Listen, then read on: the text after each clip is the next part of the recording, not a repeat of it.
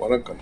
இந்த கோயில் எங்கே இருக்குன்னா, உலகிலேயே மிகப்பெரிய பணக்கார சாமின்னுவாங்க. எங்கன்னா திருவனந்தபுரம், கேரளா மாநிலம். அங்கே வந்து அந்த தலைநகரத்தில் கோவில் அமைஞ்சிருக்கு. இந்த பத்மநாப சாமி வந்து அவர் வந்து ஒரு இந்த ஸ்டேட்லேருந்து அந்த ஸ்டேட்டு மட்டும் நேராக அப்படி படுத்துருந்தாராம். ஐயா உங்களை இப்படி சுற்றி வந்து வலம் வர்றதுக்கே ரொம்ப நாள் ஆகுது. இதே மாதிரி மக்களும் சுத்த லேட் ஆகும். இந்த மாதிரி அதனால் வந்து கொஞ்சம் நீங்கள் உடம்பை குறுக்கிக்கிட்டால் நல்லா இருக்குதுன்னு சொன்ன உடனே எம்பெருமான் என்ன பண்ணுறாருன்னா அவருடைய உடம்பை வந்து சிறுசாக பண்ணிக்கிறாரு. இது கேட்டது யாருன்னா அகத்திய முனிவர்.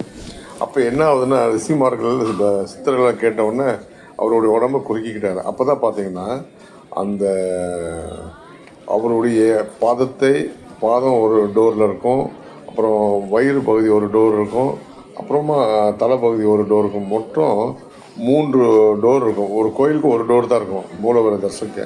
இங்கே வந்து 3 டோர் இருக்குங்க. அப்போ 3 டோர் என்னன்னா சிவா, விஷ்ணு, பிரம்மாவை குறிக்குது. அப்போ என்னென்னா அவர் படுத்துட்டு கீழே கை தொங்க விட்டுருப்பார். அங்கே வந்து சிவலிங்கம் இருக்கும் கைக்கிட்ட. அதே மாதிரி பார்த்திங்கன்னா இங்கே வயிற்றுக்கிட்ட வந்து அங்கே வந்து பார்த்திங்கன்னா பிரம்மதேவர், அங்கே மாதிரி மகாலட்சுமி உட்காந்துருப்பாங்க. அதே மாதிரி பார்த்திங்கன்னா பாதத்துக்கிட்ட பார்த்திங்கன்னா சித்த பெருமக்கள் எல்லாம் உட்காந்துருப்பாங்க. எல்லா ரிஷிமார்கள் சித்தர்கள் எல்லாம் உட்காந்துருப்பாங்க. அந்த ஒரு இச்சா சக்தி, கிரியா சக்தி, ஞான சக்தி சொல்லுவாங்க இல்லைங்களா, இந்த சக்திகள். அப்போது துர்காதேவி, சரஸ்வதி, லக்ஷ்மி. அப்போது 3 பேர், 3 டோர். நல்லா கேட்டுங்க. அதே மாதிரி சிவா, விஷ்ணு, பிரம்மான்றது இந்த உலகமாலும் இந்த சக்திகள் எல்லாம் இவரை வந்து அடக்கி இவர் வந்து அங்கே படுத்துற எல்லாருமே இவரை சுற்றி இருப்பாங்க. ஏன்னா உலகத்திலேயே மிகப்பெரிய நம்மளை வாழ வைக்கக்கூடிய தெய்வம் இல்லையா பத்மநாப சாமி. திருவன்றம் அதுதான் அந்த ஏரி இருக்குது பாருங்கள். அந்த ஏரி உள்ளே வந்து அங்கே உள்ளே வந்து குளத்துலேருந்து அங்கே வந்து வழி இருக்குது போகிறதுக்கு. சுரங்கப்பாதை இருக்குது. அங்கே தண்ணி உள்ளே வச்சுருக்காங்க சுரங்கப்பாதை. அப்போ அது உள்ளே போயிட்டு போனால் அந்த சுரங்கத்துக்கு போகலான்றாங்க. அந்த காலத்தில் ராஜாக்கள் வச்சுருக்காங்க கோயிலுக்கு போகிறதுக்கு. அந்த காலத்துலலாம் வந்து எல்லா கோயில்களையும் வந்து சிறப்பாக வந்து அதுக்கு பதுங்கு குழி மாதிரி வந்து சுரங்கப்பாதை வைத்து அவங்க வந்து நிறைய பொக்கிஷங்களெல்லாம் வந்து சேகரித்து வைப்பாங்க. அப்போ பார்த்திங்கன்னா இந்த திருவன்றம் பத்மநாப சாமியோடைய அந்த ராஜா இருக்கார் பாருங்க, அவர் வந்து நிறைய சிறப்பாக செயல்பட்டு செஞ்சு வச்சுருக்காரு. இறைவன் வந்து அருள் அவங்களுக்கு நேரடியாக கிடச்சிருக்கு. இந்த குளத்தில் தான் பார்த்திங்கன்னா மீன்கள், இந்த மீனுடைய மச்சி அவதாரத்தில் இருக்கார் இறைவன். ஏன்னா மகாவிஷ்ணு வந்து மச்சி அவதாரத்தில் இருக்கார். இங்கே வந்து பொறி போடணும். பொறி போட்டால் நமக்கு வந்து அந்த நம்மளுடைய பிரச்சனைகள் எதாக இருந்தாலும் அங்கே அந்த பொரியில் சாப்பிட்டோன்னா அதை சரி பண்ணிவிடுவார்.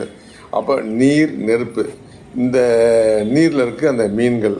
அப்போது மச்சி அவதாரம். இந்த மேலே உட்காந்துருக்க இந்த புறாக்களெல்லாம் யாருன்னு கேட்டால் புறா வந்து அக்னின்றாங்க. புறா வந்து அக்னின்னு சொல்லப்படுது. அப்போ இந்த புறா அக்னின்னா அதில் ஒரே ஒரு புறா பார்த்திங்கன்னா வெண்புறா வருது. அப்போ அந்த வெண்புறா வந்து அது வந்து தெய்வத்துக்கு சமம். எல்லாமே தெய்வத்துக்கு சமம் தான். அப்போது நம்ம இங்கே வந்து பொறிகள் வாங்கி போடணும், அவங்களுக்கு சாப்பிட வச்சு அவங்க வந்து நம்ம வந்து திருப்திப்படுத்தணும். இப்போதைங்க எவ்வளோ மீன்கள் பாருங்கள். நம்ம பொறி போட்டோடனே நிறையா வந்து இவ்வளோ. அப்போ அந்த அளவுக்கு நம்மளுடைய பசிப்பினை கொடுமைகள் எல்லாம் வந்து நமக்கெல்லாம் விலகிடும். ஏன்னா இவங்களுக்கு செய்யணும். இவங்க எப்போதுமே குளத்தில் பொறி போட்டால் அவ்வளோ நன்மைகள். மிகப்பெரிய குளங்க. இந்த பெரிய குளம் கடல் மாதிரி இருக்குது. நீங்கள் பாருங்களேன், இந்த வீடியோவில் காமிச்சிருக்கோம். இந்த வந்து அவ்வளோ பெரிய கடல் மாதிரியான ஒரு இது இருக்குது. காலையில் வந்து ஒரு நம்ம குறைஞ்சது ஒரு 7 மணி அளவில் எடுத்திருக்கோம். அந்த அளவில் வந்து கொஞ்சம் மேக மூட்டங்களெல்லாம் இருக்குது பாருங்கள். இது பெரிய குளம். அப்போ பார்த்திங்கன்னா அப்படி போக போக பாருங்கள் எவ்வளோ பெருசாக இருக்கும். இது வந்து கார்டன். உள்ளே யாருக்கும் அனுமதி கிடையாது. வெளியிலேருந்து தான் வீடியோ எடுக்கணும். ஏன்னா வந்து எல்லாம் உள்ளே போய்ட்டு அசுத்தம் பண்ணிவிடுவாங்க, தவறி விழுந்துடுவாங்க. அதுக்காக உள்ளே அனுமதி கிடையாது. நம்ம மக்கள் தெரியும் இல்லையா, பிளாஸ்டிக்கை போடுறது அந்த மாதிரிலாம் போடுவாங்க. அதனால் தூரமாக இருந்து வெறும் பொறி மட்டும்தான் போடுவோம். அந்த பொறியை கூட பார்த்தீங்கன்னா தட்டில் வச்சுருப்பாங்க. அதை தண்ணி ஊற்றி நனைச்சி தான் கொடுப்பாங்க. அவ்வளோ சிறப்பாக இருக்கும். அந்த மாதிரி அந்த கூம்பொறிவில் இருக்குது பாருங்களேன், அந்த மாதிரி இடங்கள் அந்த சைடில் தான் ரகசிய பாதைகள் வைக்கப்பட்டிருக்குன்னு சொல்லி ஒரு டைம் வந்து நமக்கு நிறைய அந்த அறைகளை திறக்கும் போது நமக்கு வந்து நிறைய நியூஸில் தான் சொல்லியிருக்காங்க. அதை நம்ம கேள்விப்பட்டிருக்கோம். ஏன்னா மிகப்பெரிய ஒரு அரண்மனை இருந்தால் கண்டிப்பாக வந்து ரகசியங்கள் பொக்கிஷங்கள் காப்பதற்கும் அரண்மனைக்கும் கோயிலுக்கும் நிறைய சுரங்கப்பாதை அது தொடர்பு உண்டு. இப்போ இங்கே வந்து எந்த அளவுக்கு பராமரிச்சிருக்காங்க, எப்படி இருக்காங்கன்றது அது ஆதி காலத்து கோயில் இல்லைங்களா, அதெல்லாம் தெரியாது. ஏன்னா கடவுள் வந்து நேரடியாக வந்து அன்றைய காலத்தில் வந்து அரசனுக்கு தான் வந்து நேரடியாக வந்து தொடர்பு இருக்கும். அதனால் வந்து ரொம்ப விசேஷமாக இருக்கும். அப்போது வந்து ராஜா மந்திரிகள் எல்லாருமே தரிசனம் பண்ணுவாங்க. இப்போ நம்பிக்கை நானும் சொல்வாக்கு அந்த மாதிரி இருந்தது. அந்த மாதிரி திருவாங்கூர் ராஜானா மிகப்பெரிய கோடீஸ்வரர், அந்தளவுக்கு ஆட்சி பண்ணியிருக்காங்க. உணவுக்கு பஞ்சம் இல்லை, அந்த அளவுக்கு நெல்மணி நெல் கதிர்கள்லாம் உண்டு. பாருங்கள் எவ்வளோ புறாக்கள் வந்து பாருங்கள். நீர் நெருப்புன்னு சொல்லுவோம் இல்லையா, அப்போ அந்த நீரில் இருக்கிறது மீன், வெளியே இருக்கிறது அக்னி. இந்த புறாவுக்கெல்லாம் நம்ம செய்யும் போது அவ்வளோ நமக்கு நல்ல நன்மைகள் கிடைக்கும். பாருங்கள் இது உள்ளெல்லாம் நீங்கள் அங்கே நின்று போய் இருந்து நம்ம சொல்கிறத விட அந்த இடத்துக்கு போய் நீங்கள் வந்து அப்படியே கவனித்தோம்னா என்னென்ன இருக்குது, என்ன ஒரு வைப்ரேஷன் கிடைக்கிது நமக்கு, நம்மளை அறியாமலே ஒரு மாற்றங்கள், இதெல்லாம் வந்து எத்தனை டைம் அதை போய் தரிசனம் பண்ணாலும் திரும்பி திரும்பி பார்க்கணுன்னு நமக்கு தோணுது. பாருங்கள் இங்கேருந்து பார்த்தீங்கன்னா நேராக ஒரு கோபுரம் தெரியுது இல்லையா, இந்த கோபுரம் கிழக்கு கோபுரம். பாருங்கள் இங்கே எவ்வளோ ஜனங்கள் கூட்டம். இங்கே வந்து லாட்டரி டிக்கெட் விற்கிறாங்க, நிறைய ஆட்டோ ஸ்டாண்டு, இதுதான் வந்து கிழக்கு வாசல். இதுதான் கிழக்கு வாசல். இந்த கிழக்கு வாசல்லையே 4 வாசல் இருக்குங்க. இந்த கிழக்கு வாசல் வந்து மிக சிறப்பாக இருக்குது பாருங்கள். நிறையா இந்த உள்ளே வரலாம். அதே மாதிரி இங்கே வந்து ஒரு மியூசியம் இருக்குது. இந்த அரண்மனை கோவில் சம்மந்தப்பட்ட அந்த காலத்துடைய தங்க வைடூரியம் இந்த மாதிரி பொக்கிஷங்களெல்லாம் வந்து வெளியே வந்து அரண்மனையில் எடுத்துப்போம். இங்கே வந்து நிறைய மத்திய அரசு பாதுகாப்பு மிலிட்ரி அங்கே தான் வந்து பாதுகாப்பாக இருக்காங்க. இங்கே ரொம்ப சேஃப்டியாக உள்ள மொபைல் அலோடு கிடையாது. நம்மளுடைய வேஷ்டி மட்டும் கட்டணும். பேகு பர்ஸில் எலக்ட்ரானிக் ஐட்டம் எதுவுமே எடுத்துகிட்டு போகக்கூடாது. அதே மாதிரி மேலே போட்டிருக்க சட்டை இருக்கு இல்லைங்களா, ஷர்ட்டு, அந்த ஷர்ட்டு பனியன் எல்லாத்தையும் கழட்டி அங்கே வந்து லாபி இது கவுண்டர் இருக்குது, அந்த கவுண்டரில் கொடுத்து 20 ரூபா 30 ரூபா கொடுத்து அந்த கவுண்டரில் லாக் பண்ணி வச்சுட்டு போகணும். இது ஷர்ட்டு கூட உள்ள அளவு கிடையாது. ஒன்லி ஒரு துண்டு ஒரு வேஷ்டி. நமக்கு குடிக்க தண்ணி எடுத்துக்கலாம், மற்றபடி மொபைல் ஃபோன் கிடையாது. பர்ஸ் எடுத்துக்கலாம், பைசா வச்சுக்கிறது பர்ஸ் வச்சுக்கலாம். இது மட்டும்தான் அலோடு, வேறு எதுவுமே அலோடு இல்லை. நல்ல பிரசாதம் கொடுப்பாங்க. அப்போல்லாம் மதியானம் அன்னதானம் உண்டு. ரொம்ப சிறப்பாக இருக்குங்க. ரொம்ப ரொம்ப ரொம்ப சிறப்பான கோயில். ஒரு நாள் தங்கணும், இன்னொரு நாள் தங்கலான்னு ஆசை வருது. ஏன்னா அங்கே வந்து அந்த மாதிரியான நம்மளை அறியாமல் ஒரு அந்த ஈர்ப்பு சக்தி நமக்கு ஏதோ ஒரு அங்கே ஒரு 2-3 நாள் தங்கினோம்னா நம்ம பிரச்சனையே தீர்ந்துருங்க. அந்தளவுக்கான ஒரு வைப்ரேஷன் அங்கே மிகப்பெரியது.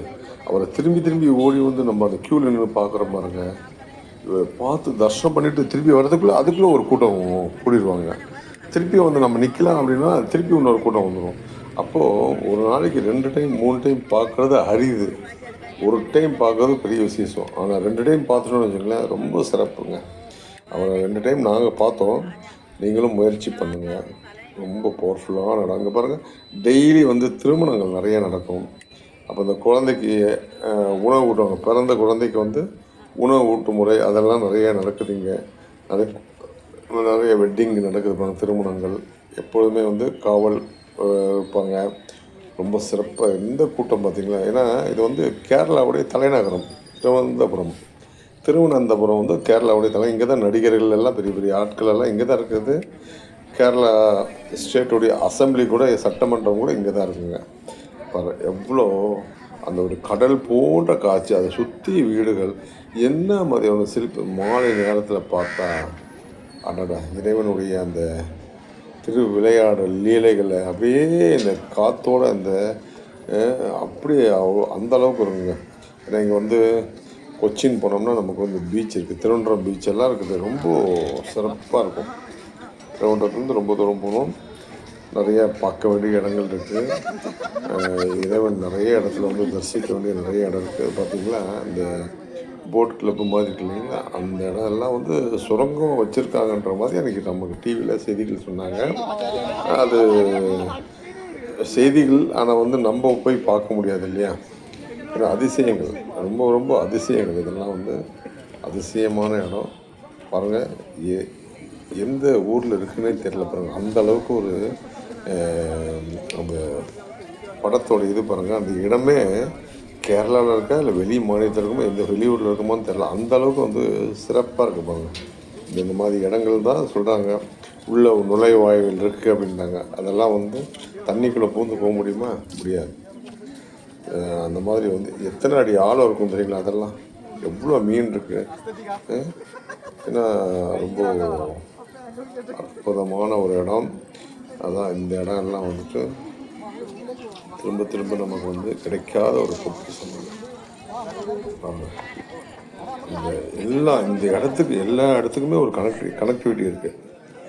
அந்த கோவிலுக்கும் அரண்மனைக்கும் வெளியே மர்மமாக செல்லக்கூடிய வாயில்களும் வந்து ஏதோ ஒரு கனெக்டிவிட்டி உண்டு. இது கோபுரங்கள் பார்த்திங்கன்னா பெரிய பெரிய கோபுரமாக இருக்கும் எல்லா இடங்களும். ஆனால் இங்கே பார்த்திங்கன்னா தமிழ்நாட்டில் எப்படி இருக்குது சிறப்பாக அந்த மாதிரி கோபுரங்கள் தான் இந்த சைடில் பண்ணியிருக்காங்க. ஏன்னா அந்த காலத்தில் வந்து எல்லாமே ராஜராஜன் சோழனுடைய அந்த வம்சாவளிகள் தானே வந்து அப்படியே மன்னர்கள் அப்படி தொடர்ந்து பண்ணுறாங்க இல்லைங்களா? எவ்வளோ அற்புதமாக இருப்பாங்க இந்த கடைகள், எவ்வளோ சிறப்பாக, எவ்வளோ எல்லா காலேஜ் படிக்கிற பசங்க, பாப்பா, பெண்கள், ஆண்கள், எல்லா ஸ்டூடெண்ட்ஸ் அவ்வளோ பேர் வராங்க. நான் போயிருந்தப்போ ஆந்திரா மாநிலத்திலேருந்து நிறைய ஸ்டூடெண்ட்ஸ் நிறையா வந்திருந்தாங்க. எல்லார் மனதிலும் ஒரு பக்தி இருக்குது, நல்ல சக்தி இருக்குது. இந்த சேனலை நிறையா பாருங்கள், ஷேர் பண்ணுங்கள், சப்ஸ்கிரைப் பண்ணுங்கள். அடுத்த வீடியோவில் போடுறோம். வணக்கம்.